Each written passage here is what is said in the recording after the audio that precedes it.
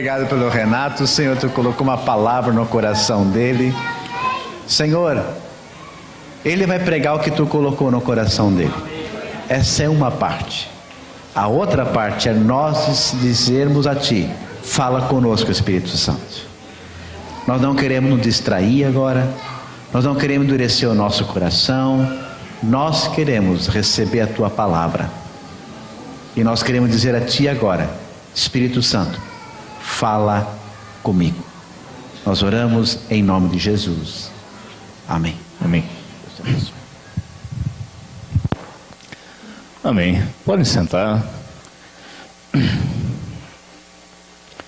Vamos curvar nossa fronte novamente.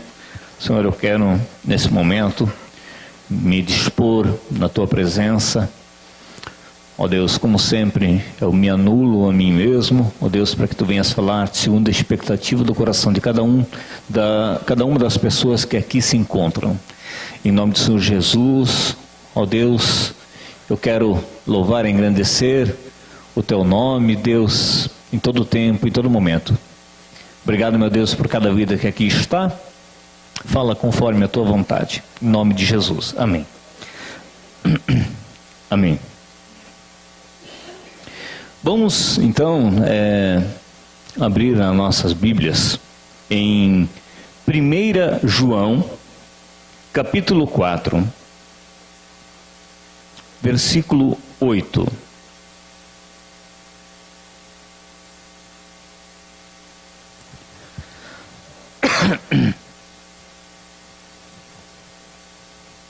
Primeira João, capítulo 4, versículo 8.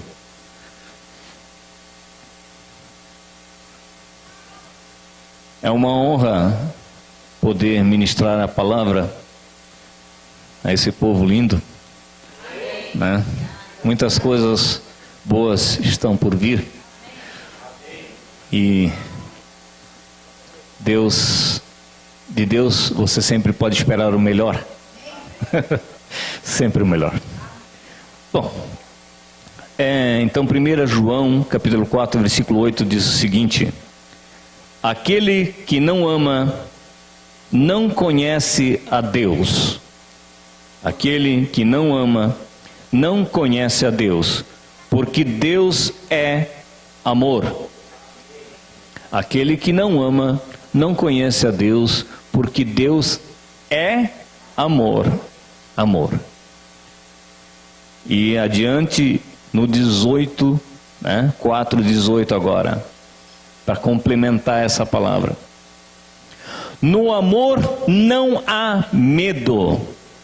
No amor não há medo. Antes, o perfeito amor lança fora o medo, porque o medo produz tormento. Aquele que teme não é aperfeiçoado em amor. Bom, eu quero falar sobre duas coisas que estão relacionadas entre si. Uma é o medo e outra é a timidez.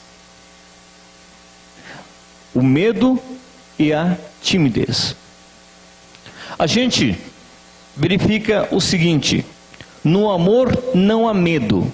Por que no amor não há medo? Vamos dar um exemplo. Uma criança, ela se refugia perto de quem? Dos pais. Por que ela se refugia perto dos pais? Porque ela sabe que os pais não vão deixar que nenhum mal aconteça com elas. Verdade? Nós temos pais carnais que erram conosco, mas a expectativa que nós temos dos carnais, dos pais carnais, é que eles nos cubram de amor. E esse amor faz com que não tenhamos medo das adversidades. Bom, se nós esperamos isso dos pais carnais, quem dirá do Pai dos pais, que é Deus, nosso Pai espiritual? Consegue conciliar as coisas? A Bíblia nos fala a respeito da palavra, que diz o seguinte, que se um filho pedir um peixe para o seu pai, ele não vai dar uma serpente. E se pedir uma pedra, pão, não vai lhe dar uma pedra. Bom, se os homens, sendo maus, conseguem dar coisas boas, quem dirá Deus nos dá também das bênçãos celestiais, que estão reservadas para todos nós. A questão é o seguinte: o perfeito amor lança fora o medo. O perfeito amor. E o que é esse amor perfeito? Quem pode dar um amor perfeito para nós? Deus. Então Deus lança fora todo o medo. E por que nós não devemos temer? Porque Deus nos ama. Isso é fato. Porque se não fosse assim, Ele não teria dado o seu Filho unigênito, para que todo aquele que nele crê não pereça, mas tenha vida eterna. Então Ele nos ama, porque Ele deu o seu próprio Filho. Então é fato que Deus nos ama? É fato. Qual é o problema do medo? O problema do medo, diz aqui, produz tormento.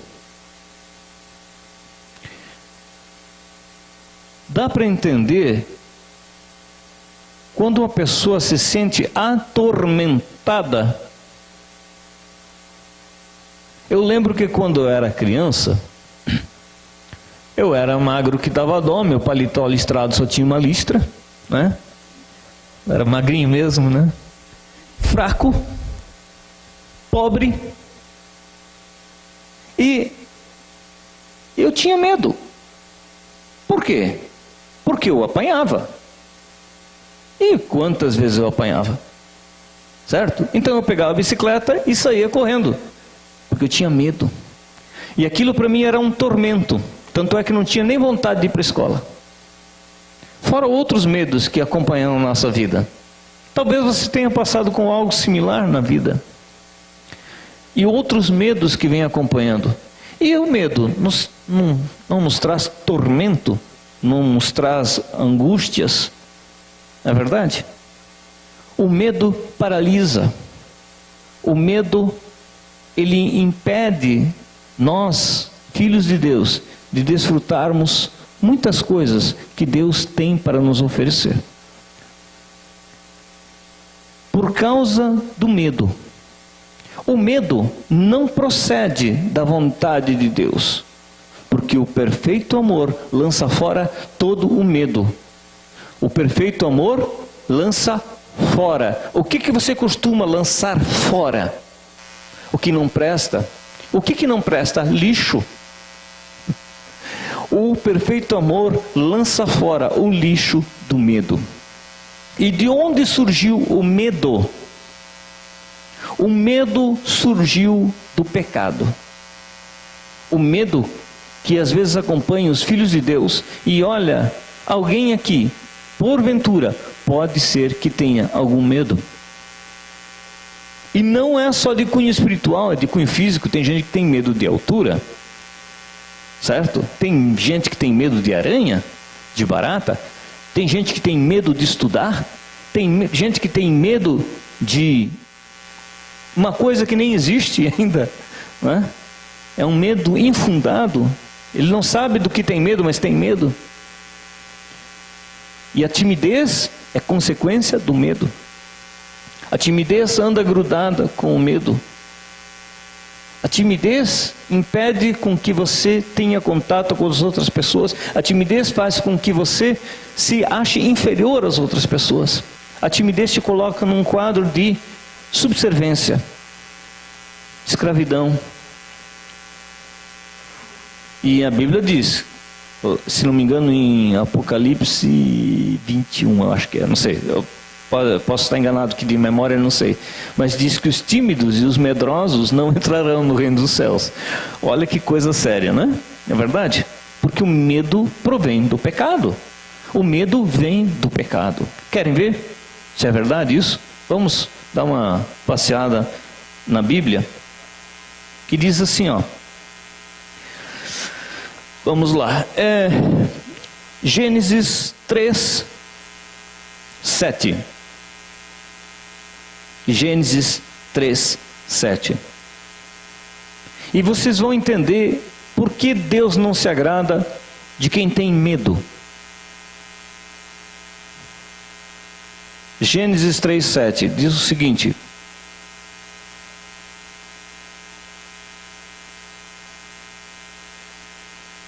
Gênesis 3, 7.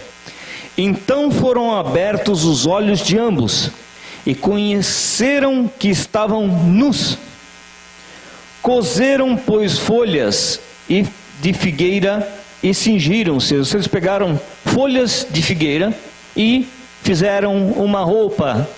Isso tem um sentido espiritual, né? De cobrir por conta própria o pecado. Nós, seres humanos, às vezes queremos dar o nosso jeitinho nas coisas, não é verdade? Por que eles se viram nus? Porque eles pecaram. Eles desobedeceram uma ordem que Deus tinha dado, que não era para comer da árvore, né, do meio do jardim, né? Incrível, né? Que Deus deixou bem no meio, né? Era um limite só, né? E se viram nus, ou seja, despidos, desprovidos.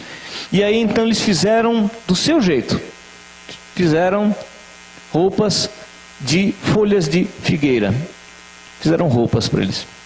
Depois Deus pegou e fez roupas de pele, ou seja, alguém foi morto para suprimir o pecado que foi. Então isso tipifica e reporta a Jesus. Já está falando em Jesus, porque Jesus morreu por nós, certo? Mas vamos entender o que aconteceu aqui.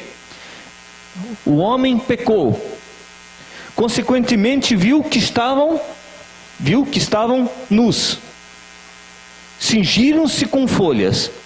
Então, ouvindo a voz do Senhor Deus, que passeava no jardim pela viração do dia, como sempre fazia, esconderam-se o homem e sua mulher da presença do Senhor Deus entre as árvores do jardim. Presta atenção. Mas chamou o Senhor Deus ao homem e lhe perguntou: onde estás? Como se Deus não soubesse, né? Onde estás? Ele respondeu: ouvi a tua voz no jardim e tive medo. O que ele teve? Medo. Ouvi a tua voz no jardim e tive medo, porque estava nu e escondi-me. Agora prestem muita atenção, uma revelação aqui. Ele teve medo, ele se escondeu, mas não era todo o tempo que ele tinha comunhão com Deus na viração do dia, se você for observar. O que era aquilo que ele tinha todo o tempo na viração do dia? Intimidade. Ele conversava com Deus. Bom, prestem muita atenção aqui, o que eu vou falar agora. O medo nos faz perder a intimidade com Deus. Louco isso, né? O medo nos faz perder a intimidade com Deus.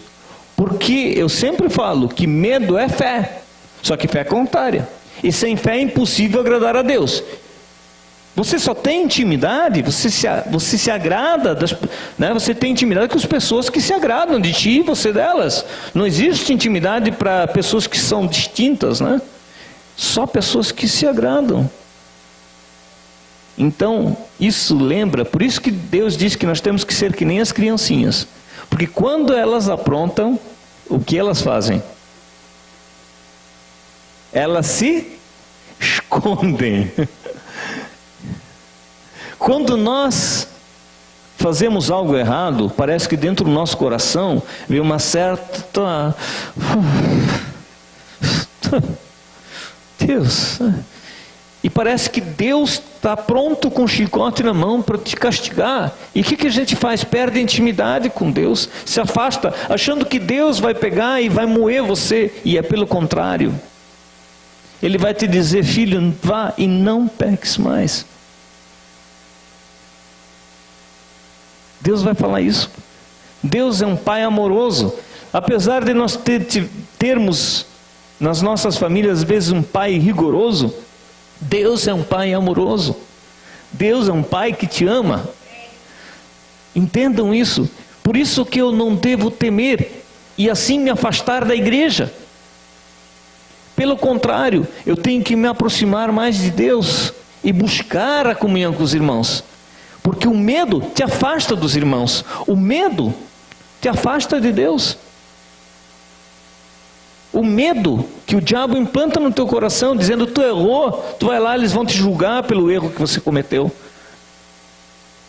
Pode acontecer, tá? Mas o ideal é o acolhimento. É o acolhimento. Um pai faz isso. Tudo bem, meu filho? Vai dar tudo certo. Não tenha medo. Tudo bem, meu filho? Vai dar tudo certo. Não tenha medo. Tudo bem, meu filho? Vai dar tudo certo. Não tenha medo. Amém? O medo nos faz perder a intimidade. Porque estava nu e escondi-me. E o medo veio por causa do pecado. Porque dentro, nós como seres espirituais que vivem num corpo e possuímos uma alma, temos entendimento que o pecado causa morte. E quem daqui tem medo da morte? Não é verdade? A morte física não é uma coisa que você diz: eu não tenho medo de morrer. Você tem que temer pela morte espiritual, que é o afastamento de Deus. Mas a morte física é algo inesperado, é uma coisa que acontece, né? Bom, adiante. Nós estamos vendo o medo. Aqui, Números, capítulo 13, versículo 27.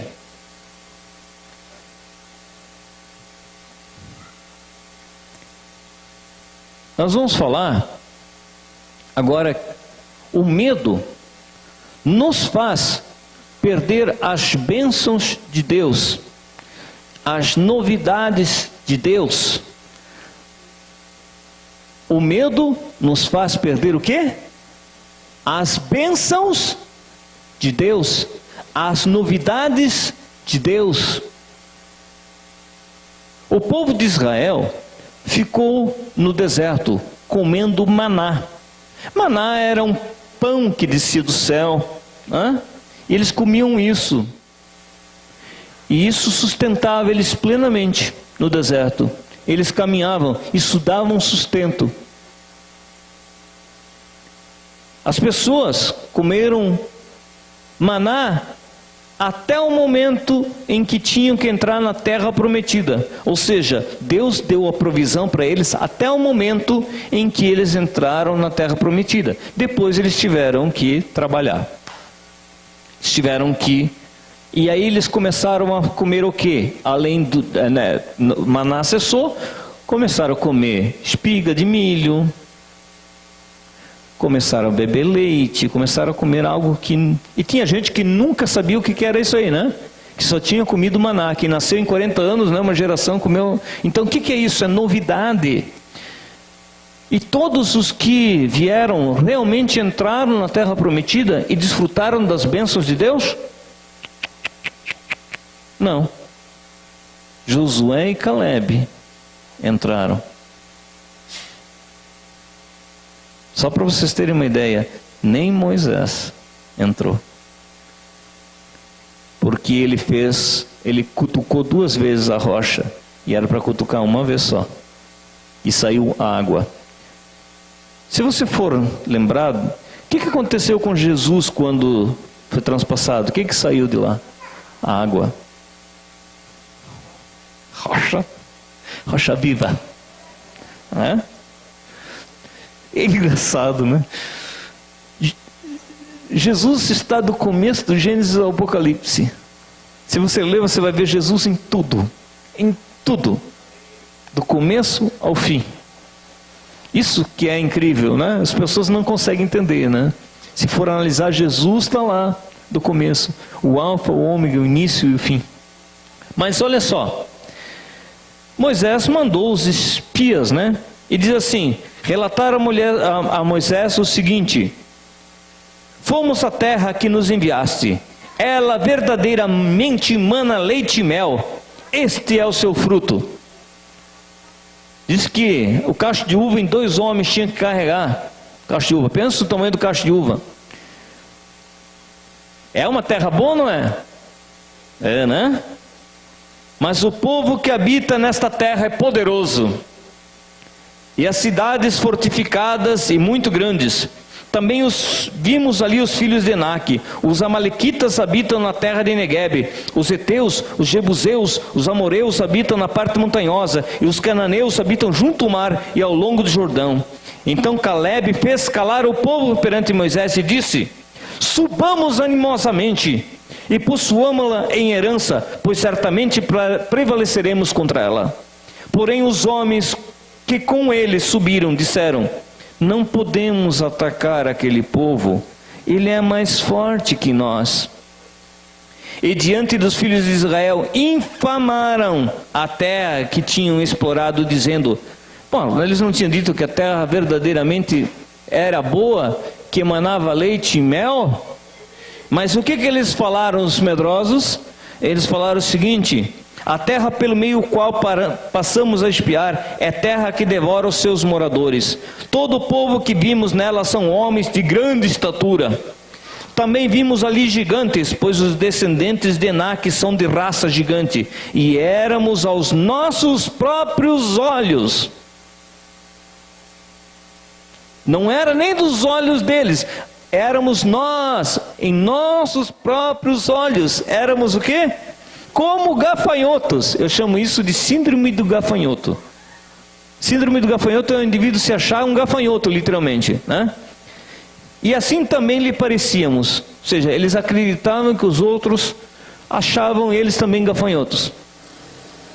Mas gafanhoto faz um estrago, não é verdade? Faz um estrago. Mas assim, ó, aos próprios olhos deles. Então a visão que eles tinham deles mesmos, uma visão de escravo, ainda tinha uma visão do Egito de escravo, não tinha visão da novidade, de quem eles eram. Eles não lembraram de que Deus tinha feito na vida.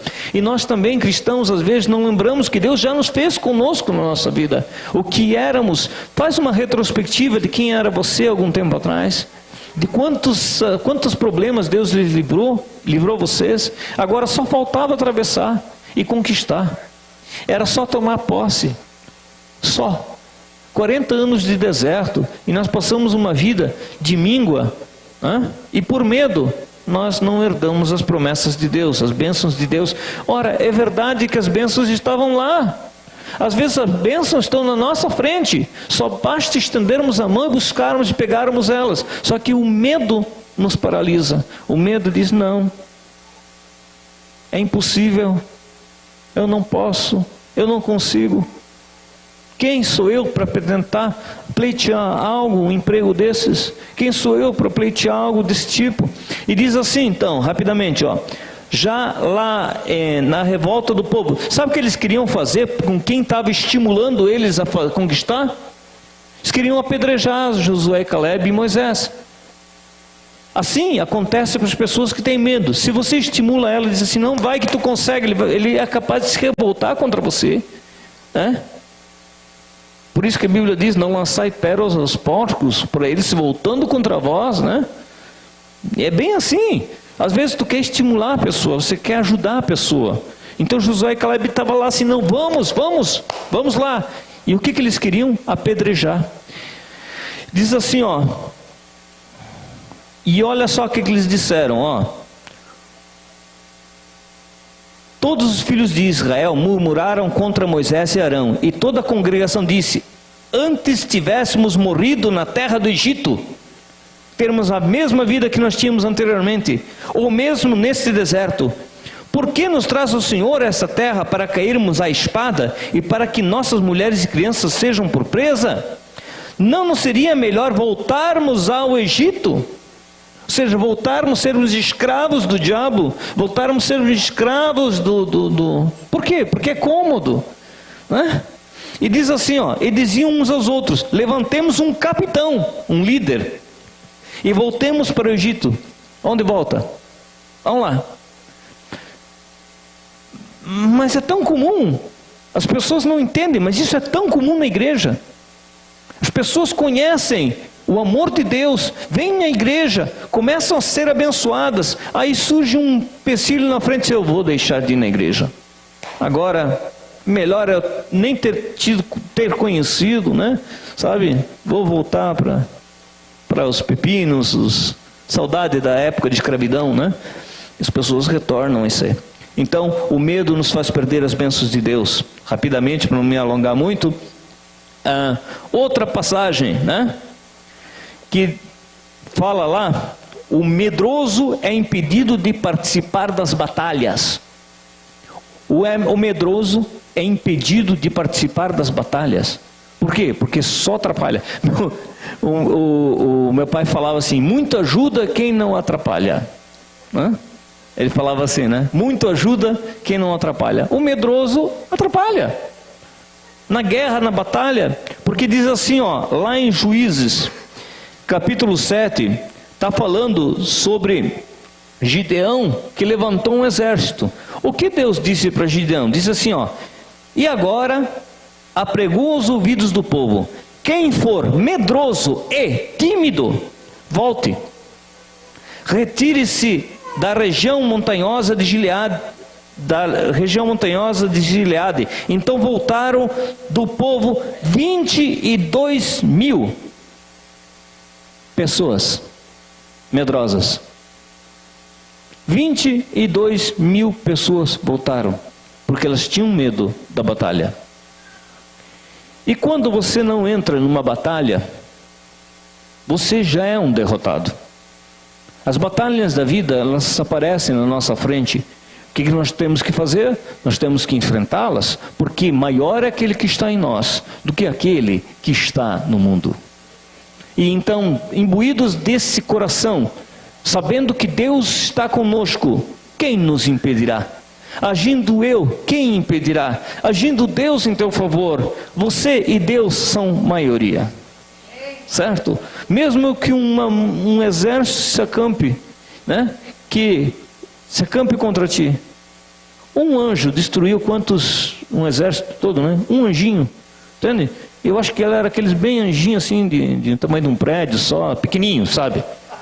Aqueles bem pequenos, assim, do tamanho de um prédio. Foi lá e destruiu um exército.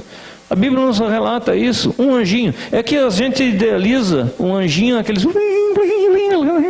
bebê, né? Não é assim não, né? Não é um anjinho, né? Lá, orelha, não. Anjo guerreiro, né? Daniel sabe bem disso ali, né? Ó, me arrepio, né? Poderoso em Deus. Então, o medroso é impedido de participar das batalhas, das guerras. Ora, como é que você quer granjear a vitória se você não entra nas batalhas, se você não participa delas? Nós não fomos feitos para ficar com a espada embainhada, achando que por ela estar embainhada, o inimigo não nos atacará. Com certeza, nós temos que entender que nós temos uma batalha, e nossa luta não é contra a carne e o sangue, né? É contra os principados, contra os potestades, contra as forças espirituais do mal nas regiões celestiais, contra os dominadores deste mundo tenebroso, né? Tem um livro, né, que é Este Mundo Tenebroso, né? Eu aprendi muito com esse livro. E outra coisa, o medroso não come da mesa do rei,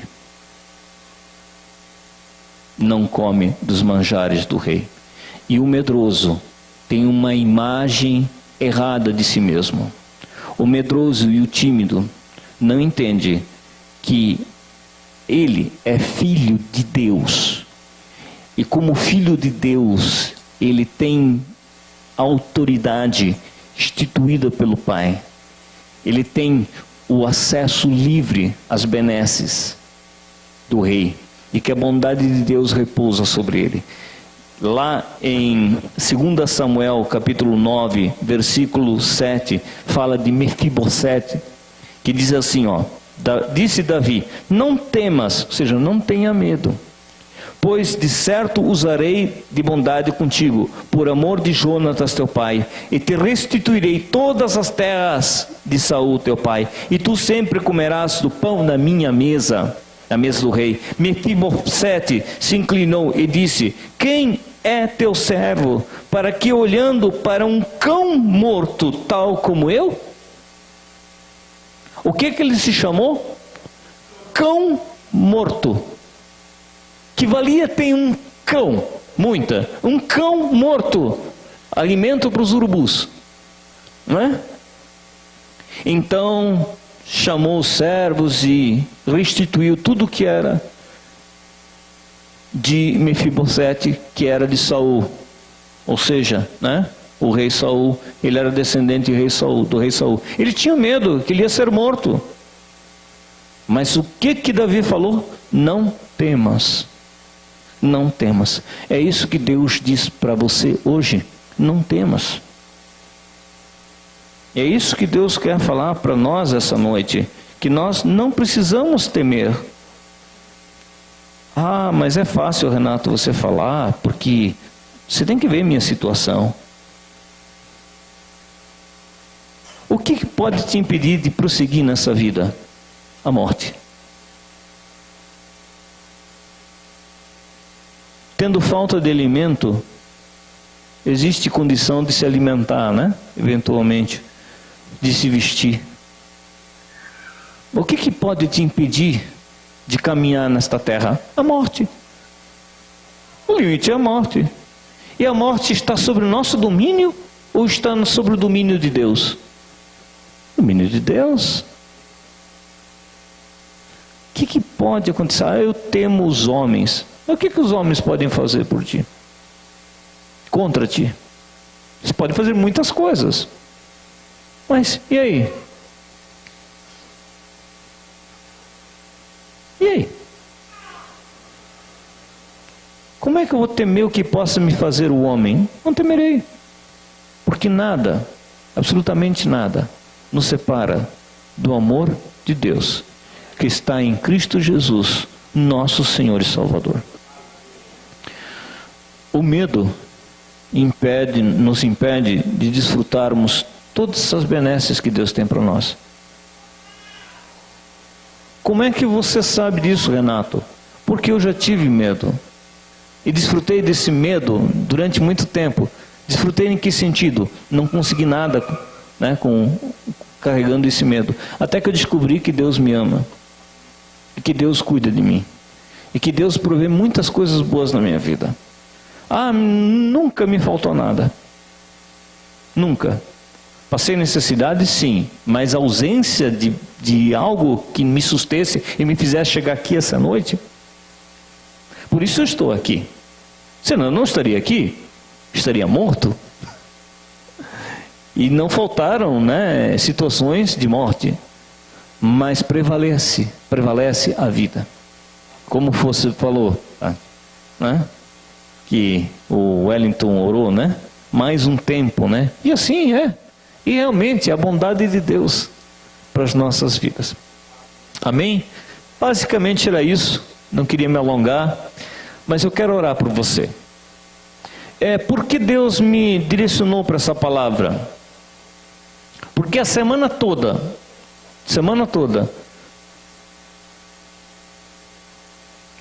toda semana, eu me deparava com situações de pessoas que não cresceram, não se desenvolveram por medo. Entendam que o perfeito amor lança fora esse medo infundado. Esse medo de lhe faltar algo. Esse medo de não conseguir algo. E automaticamente vem a timidez. A palavra de Deus diz assim: não tema, vermezinho de Jacó, povozinho meu. Olha, não tema, vermezinho de Jacó, povozinho meu. Deus pode falar vermezinho para a gente? Claro que pode. Pelo tamanho dele, comparação, é vermezinho. Ele ainda está sendo, né? Eu acho que Deus está sendo generoso ainda, sendo chamado de vermes, né? Mas tem pessoas que acham que quando Deus fala isso, é porque nós devemos nos comportar como vermes. E não é isso que ele quer dizer. Ele quis falar isso na grandeza dele, para você ter uma noção de quem é que te ama, da grandiosidade daquele que te ama, da grandiosidade daquele que cuida de ti. Mas tem pessoas que dizem assim, eu sou um verme mesmo. Tadinho de mim. Isso se chama autocomiseração. A Bíblia fala assim, vós sois deuses, com letra minúscula, não maiúscula, minúscula. Deus nos diz, a Bíblia nos fala que Deus nos fez um pouco menor do que anjos. E o amor de Deus, foi derramado sobre nós. E quando entendermos isso, não precisamos temer o que está por vir.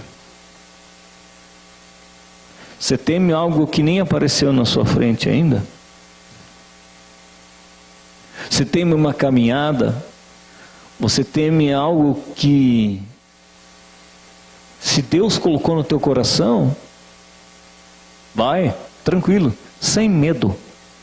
Sem medo. Se foi Deus que colocou no teu coração, porque a Bíblia diz que a paz do Senhor seja o árbitro em nossos corações. Se Deus colocou isso no teu coração, segue. Vá tranquilo. Que Deus é contigo. Amém? Se põe de pé um instantinho, eu vou estar orando. Feche seus olhos no local onde estiver. Amém.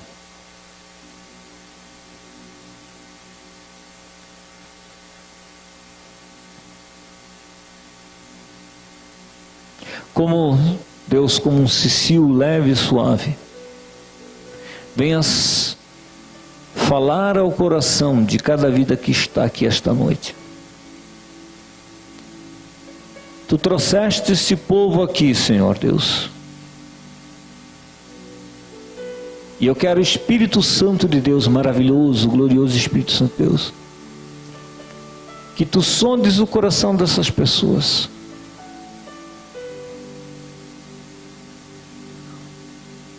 Porque Jó falou, o que eu temia, o que eu tinha medo, me sobreveio. O que eu tinha medo, veio sobre mim.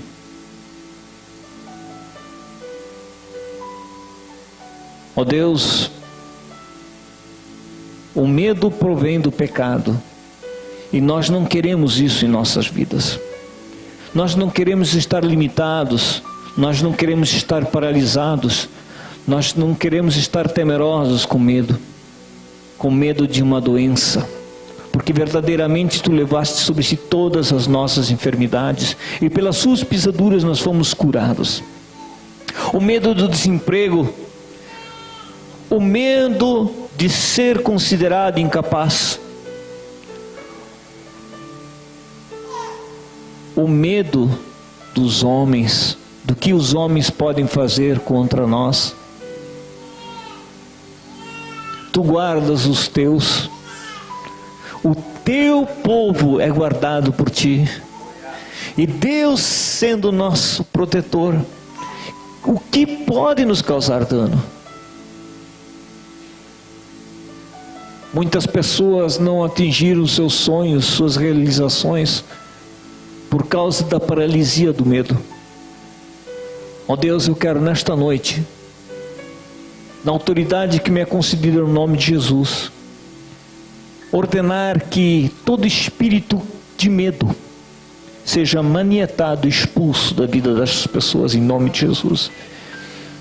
Eu não estou pedindo, estou ordenando em nome de Jesus. que as pessoas comecem a desfrutar da liberdade e da coragem e da fé e da certeza que o Senhor Jesus conquistou tudo na cruz do Calvário e que nós somos herdeiros em Deus e co-herdeiros em Cristo Jesus. E eu te agradeço, Deus, por cada vida que aqui está, porque certamente, ó Deus, agora com coragem, como Davi, bastou somente uma pedra lançada ao ar, e uma pedra lançada ao ar é mais um gigante que nós vamos derrubar, porque ele foi sem espada e sem canhão, foi com uma pedrinha e um jovem com um estilingue, e assim as dificuldades cairão nos nossos pés, porque o Senhor peleja por nós e nós nos calaremos. Obrigado, meu Deus, em nome do Senhor Jesus, amém. Eu gostaria, num momento rapidinho, mas muito rápido, se alguém deseja uma oração, sentiu a necessidade de uma oração relativa a isso, ao medo, venha à frente rapidamente, que depois nós teremos outras atividades, mas venha à frente rapidamente, se assim você desejar, por gentileza. Estaremos orando por ti. Amém? Alguém? Amém. Glória a Deus, então. Glória a Deus. Que o Senhor possa fazer muitas coisas na sua vida.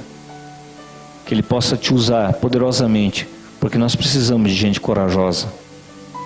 Nós precisamos de gente que peleje no mundo espiritual e vençam as batalhas. Em nome de Jesus.